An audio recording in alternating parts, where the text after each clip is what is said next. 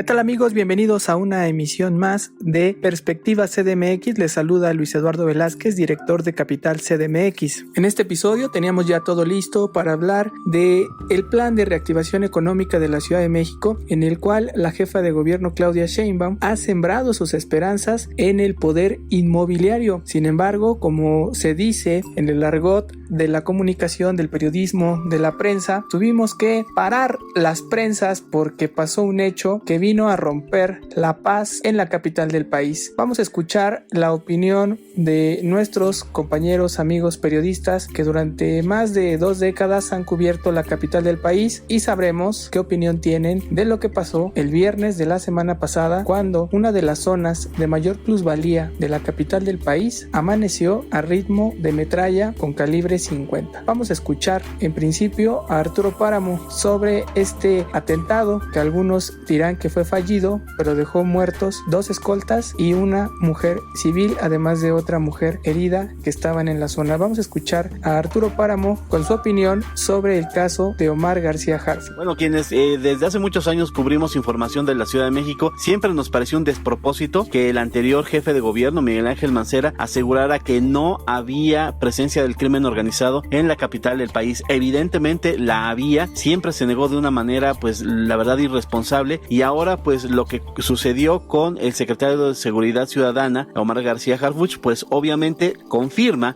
que sí había grupos de crimen organizado que durante años estuvieron tejiendo alianzas con grupos criminales de la capital para fortalecerse, para tener presencia y para lograr tener la logística, la inteligencia de llevar a cabo un atentado como el que se suscitó el pasado viernes en la Ciudad de México. Evidentemente, las bandas del crimen organizado atentaron no solo contra un funcionario, sino contra el Estado mismo. Eso hay que tenerlo bien claro. Es un reto en el corazón del país, en la Ciudad de México, contra el Estado. Y el presidente López Obrador dijo que no se van a dejar intimidar, que no son cobardes, pero sí reconoció que tienen miedo, porque estas bandas del crimen organizado son de las mejor organizadas del mundo y sí pueden hacer frente en algún momento, en alguna operación, a las Fuerzas Armadas del Estado mexicano. Eso es lo que yo creo que sucedió, y pues la verdad, ojalá sí se puedan desmantelar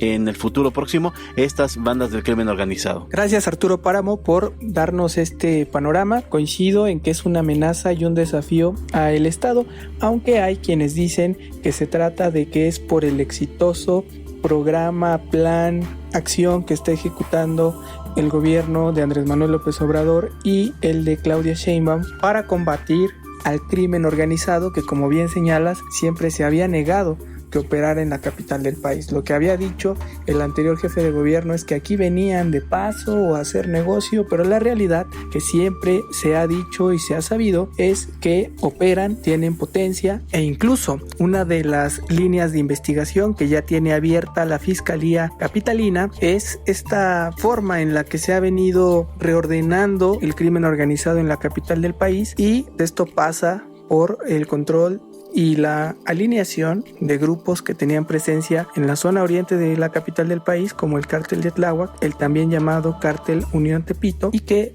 vienen a empoderar a este Cártel Jalisco Nueva Generación, que sabemos opera en 22 entidades del país y también en 32 países. Una organización muy poderosa, muy fuerte, y que por ello también Andrés Manuel López Obrador advierte que tienen miedo, porque sí es un desafío el que tienen enfrente. Pero ahora vamos a cederle los micrófonos a Ernesto Osorio, quien también tiene muchos años cubriendo la Ciudad de México y conoce muy bien la fuente policíaca desde que Andrés Manuel López Obrador, ahora presidente, era jefe de gobierno. Te escuchamos, Ernesto Osorio, director de Gaceta Ciudadana. Gracias, Luis, amigos de Capital CDMX. ¿Cuál es el mensaje o qué es lo que representa este atentado contra el jefe de la policía que se registró el viernes allá en las Lomas de Chapultepec? Pues por supuesto que representa un mensaje de la delincuencia organizada. No para decir que aquí estamos, porque aquí están desde hace muchos años. Aquí más bien el mensaje es dirigido al gobierno de México en el sentido de que pues han sido afectados, que sí, la estrategia funciona al momento de congelar las finanzas del cártel Jalisco Nueva Generación. Esa es la respuesta. Por supuesto que no solamente era Omar García el objetivo, había otros 3 ya según se dio a conocer, y creo que lo que debería de tomar en cuenta el gobierno de México es que va a haber una reacción, no solamente porque fallaron en su objetivo en su primer intento, sino porque se detuvo a José N., alias El Vaca, este líder de sicarios que fue detenido el mismo día en Santa Catarina, en Tláhuac. Creo que funciona también la estrategia de la Secretaría de Seguridad Ciudadana, hay que decirlo. Creo que el trabajo que ha hecho Omar García al frente de esa dependencia es muy destacable. Hay que reconocer que sí, esto que sucedió muestra a un funcionario firme en carácter y también en su estrategia. Lástima que solamente sea a nivel local, porque como digo, esto es un mensaje que se lanza a nivel federal, y pues ante la tibieza que mostró Alfonso Durazo, el escuchar o leer a la misma víctima del atentado ese mismo día decir que esto había sido objeto de un atentado del cártel Jalisco, creo que nos puede poner tranquilos, pero no del todo, porque como digo, esto es solamente un mensaje. Fallaron y hay que ver cómo reacciona el gobierno de México. Yo creo que más allá que declaraciones vanas como la del presidente de este sábado, no allanan mucho a tener una certeza entre la ciudadanía de qué va a pasar. Más bien tendría que haber una acción concreta, efectiva y directa para volver a cerrarle el paso a las finanzas de los cárteles del narcotráfico y seguir por esta vía, blindando la seguridad de todos, incluidos el presidente y a la jefa de gobierno. Sin duda, este atentado, Ernesto Osorio, marca un antes y un después en la capital del país y en México en materia de seguridad pública, que es el tema más complejo que ha tenido el gobierno de López Obrador para poder dirigir el país. El tema de la seguridad, que al día genera más de 100 muertes desde que inició su sexenio, que es una cifra que no se ha podido reducir, que nos da una dimensión del panorama que enfrenta el gobierno de México y el gobierno de la capital del país, que emanan del mismo partido, y por lo tanto el mensaje se encuadra de manera muy directa a su actuación y a la forma en la que están tratando de encarar o negociar para que haya paz o un control o una contención del crimen organizado en el país. Y el presidente ya dijo que ni declara la guerra y que seguirá esta estrategia de abrazos, no balazos. Pero vamos a escuchar la información que tiene Alberto Cuenca, reportero de Capital CDMX, quien también durante muchos años ha visto cómo se maneja la seguridad y el crimen organizado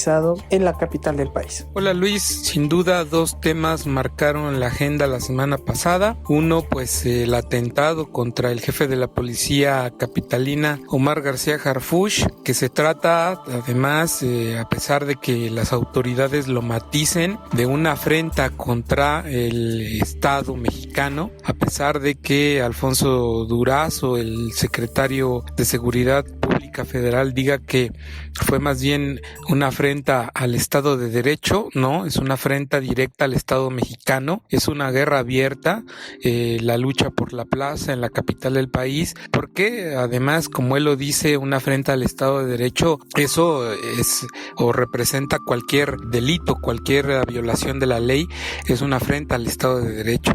Pero esto que vimos con armas largas, con barrets, con granadas e incluso hasta bombas molotov en el arsenal, fue un mensaje hacia pues quienes gobiernan la ciudad y el país. Y otro tema, sin duda también, que marcó esta agenda fue el anuncio de la jefa de gobierno Claudia Sheinbaum, en el sentido de que la reactivación económica de la capital del país estará sustentada en la obra pública, pero sobre todo en el desarrollo inmobiliario privado. Y eso ya, pues, de per se genera un conflicto con quienes se han opuesto a un desarrollo inmobiliario desordenado, corrupto en la Ciudad de México, que son los vecinos. El conflicto vecinal y con los desarrolladores inmobiliarios se reactivará. Ya lo vimos y dimos cuenta en Capital CDMX sobre ello, con una denuncia que nos llegó de parte de vecinos del Pedregal de Carrasco en la alcaldía Coyoacán, quienes acusan que se están reactivando obras sobre Periférico Sur que no cuentan con permisos y además que por las excavaciones se están dañando sus unidades habitacionales. Entonces ahí pues se vuelve también a activar el tema de qué tanto pues es bueno, es sano que se reactive el desarrollo de la ciudad, de la reactivación económica se dé a través de la construcción privada, que también lleva un calificativo de hace mucho tiempo sobre la existencia de un cártel inmobiliario. Gracias, Alberto Cuenca, por dar este panorama, esta perspectiva que además engarza muy bien el tema que tenemos preparado, que es sobre la esperanza de Claudia Sheinbaum depositada en el poder inmobiliario, dicho de manera decente, porque hay quienes lo señalan como el cártel inmobiliario. Pasamos del cártel Jalisco Nueva Generación, que afecta la seguridad pública de la Ciudad de México, a el cártel inmobiliario, que es donde están puestas las esperanzas de la capital del país para que se reactive la economía, que tan solo en los meses de abril y mayo han hecho que se pierda 200,000 empleos.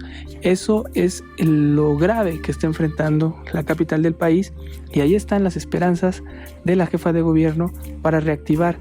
Pero antes de entrarle al tema, o más bien para entrarle al tema de fondo, escuchamos un testimonio de las personas afectadas por el poder inmobiliario. Mi nombre es Rosalba Ramos, vivo en la unidad de habitación de Villa Panamericana, en la colonia Pedregal de Carrasco, en Coyoacán. Vivo aquí desde hace 40 años y bueno, en esta zona estamos sufriendo una voracidad inmobiliaria terrible desde la administración pasada. Nos construyeron un Big Grand de 32 pisos, cuando nuestros edificios son de 5 plantas. Y se autorizó también la construcción de un City Express Cuicuilco, el que está en un proceso constructivo, y ese nos ha provocado un desploma en nuestros edificios de hasta 3 centímetros. No sabemos si ahora ya es mayor ese desplomo.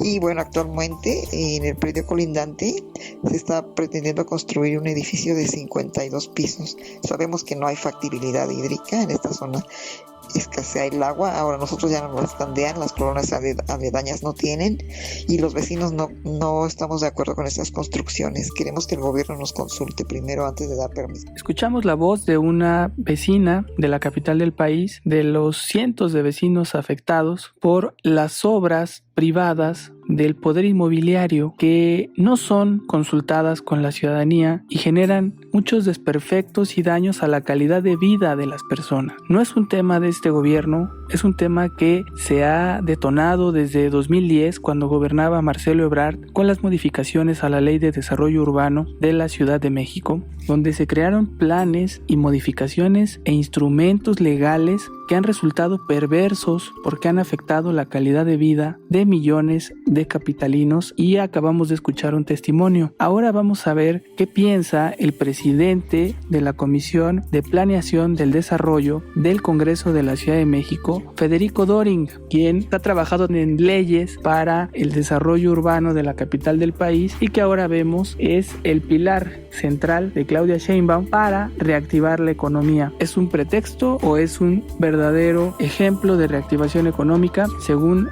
la jefa de gobierno, va a representar 260,000 empleos nuevos, pero vamos a ver qué es lo que opina Federico Doring. El plan de reactivación económica anunciado por la jefa de gobierno representa una luna de miel con el cártel inmobiliario. Es una grotesca traición a su promesa de campaña de combatirlos y enfrentarlos, pues ahora se reactivan, que es la palabra que utiliza el gobierno, 48 proyectos de alto impacto inmobiliario en la ciudad. Además, miente grotescamente la señora Sheinbaum cuando se atreve a afirmar que todos esos proyectos de más de 10,000 metros cuadrados cuentan con beneplácito vecinal.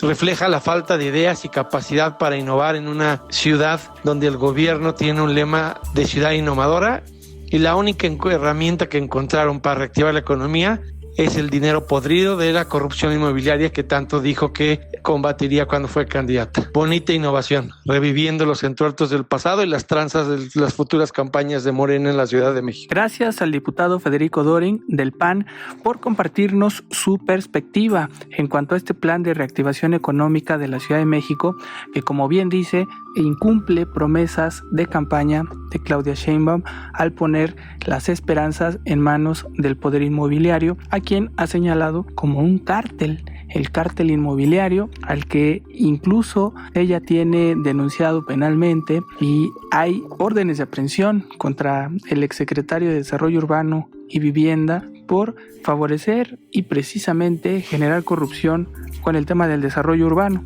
Hoy vemos que son ya parte del plan económico de la Ciudad de México. Vamos a ver qué opina Ernesto Osorio, director de Gaceta Ciudadana, sobre este tema. Creo que el hecho de haber empezado por el área y por el sector de la construcción es positivo en el sentido de que es mucha la inversión que se tiene en este rubro aquí en la capital y que se perdió mucho durante estos casi más de 2 meses de cuarentena motivada por la pandemia.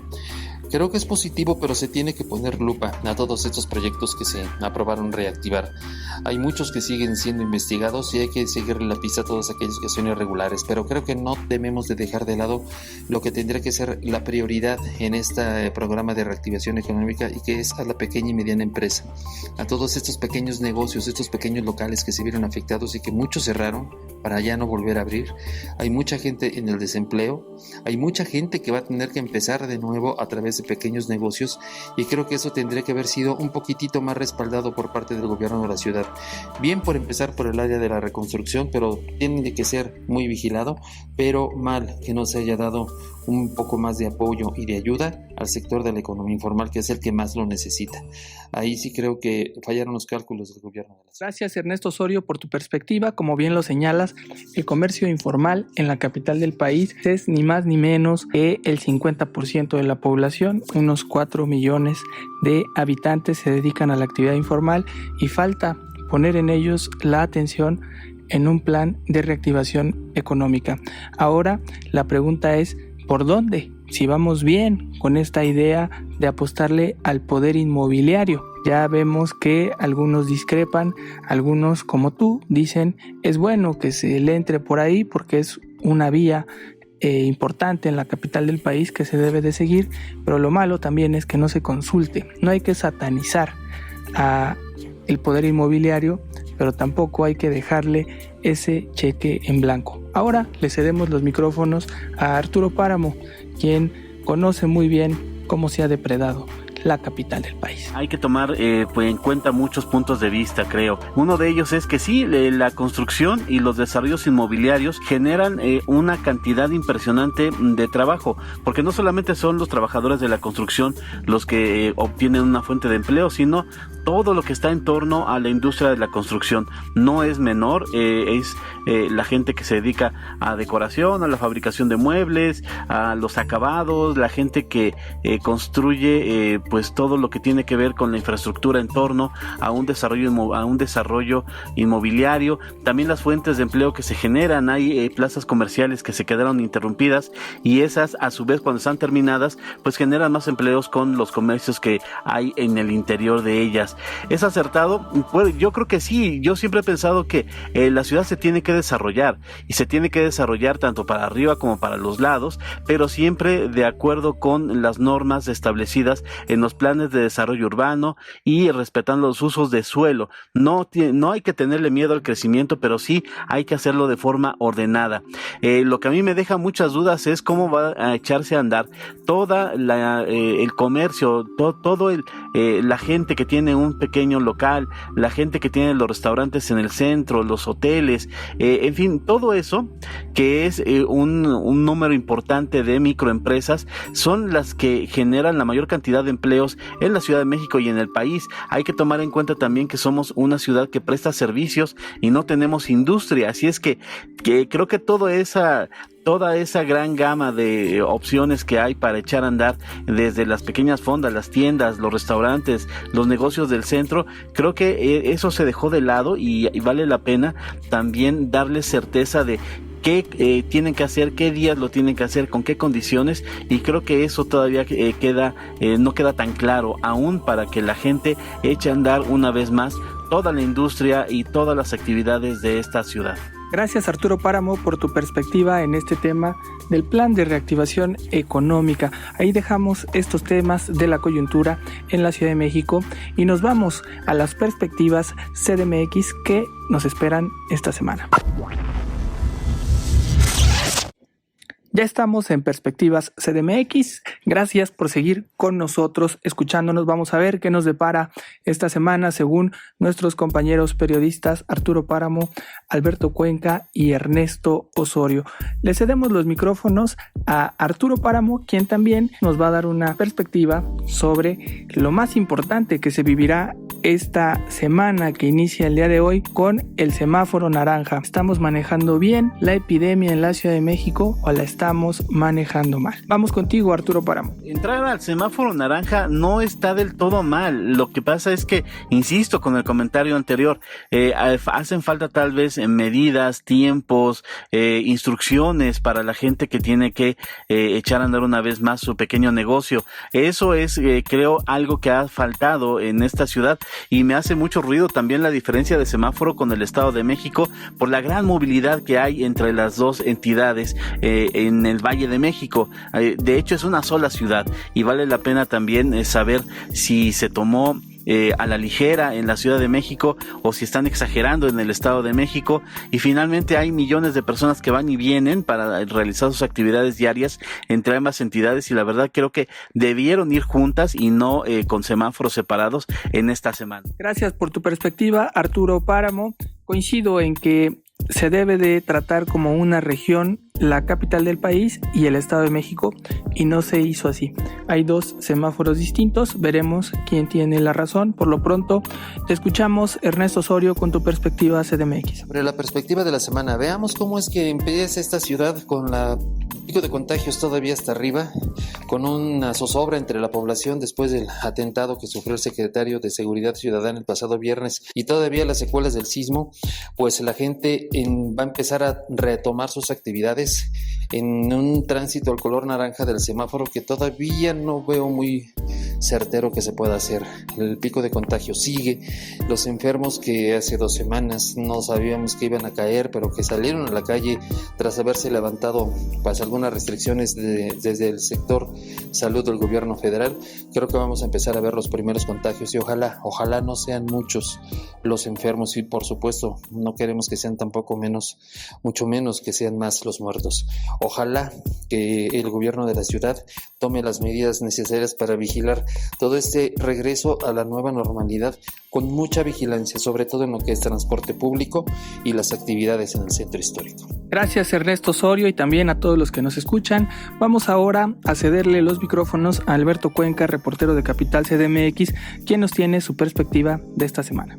Para la siguiente semana, la atención de la ciudadanía va a estar en el avance de las investigaciones sobre el atentado a Omar García Harfuch, que bueno, pues él mismo ya se encargó de señalar un culpable, el cártel Jalisco Nueva Generación. Hasta el fin de semana había 19 detenidos por ese hecho, pero de acuerdo con las mismas autoridades de la Fiscalía Capitalina, fueron 28 sicarios quienes participaron en este ataque al secretario de Seguridad Pública Federal. Y también ver cómo se va desarrollando a lo largo de la siguiente semana la reapertura económica, una vez que pasamos del semáforo rojo al semáforo naranja, que conlleva pues la reactivación en el centro histórico, en los comercios del centro histórico, donde se espera que incluso lleguen a 300,000 personas, regresen a la actividad en el primer cuadro de la ciudad derivado de ese anuncio, y pues, que además también incluye la reapertura de restaurantes, de algunos clubes deportivos pero con actividades al aire libre, de centros departamentales, y en fin, veremos cómo se desarrolla también el nivel de contagios de COVID, porque si vuelven a subir las hospitalizaciones, la jefa de gobierno ha dicho que regresaríamos al semáforo rojo, pero también si bajan más de como se ha venido presentando la tendencia, podríamos pasar ya incluso al semáforo amarillo. Gracias, Alberto Cuenca, por tu perspectiva. Como dices, tendremos que estar muy atentos de lo que pase con el caso Omar García Harfuch. También esta llegada al semáforo naranja, mi perspectiva es que no entramos en el momento indicado. Creo que es más acertada la posición del Estado de México. En la Ciudad de México, como hemos visto, no se ha podido tomar la epidemia de coronavirus y por eso pues es arriesgado cómo pasamos al semáforo naranja. Ya veremos esta reactivación económica también si funciona y qué tanto afectó esta desestabilización que generó el crimen organizado y cuál será la ruta a seguir a partir de ahora, donde vemos un escenario muy complejo para la gobernanza de la capital del país. Gracias a todos los que nos escucharon en Perspectiva CDMX. Los invitamos a que nos puedan seguir en nuestras redes sociales. En Twitter, Capital MX-, en Facebook e Instagram, Capital CDMX, en YouTube, CDMX TV, y los invitamos a que nos lean en capital-cdmx.org, nuestro diario digital, y también que cada domingo sigan el semanario digital de Capital CDMX. Nos escuchamos en el próximo episodio. Abrazos, no periodicazos.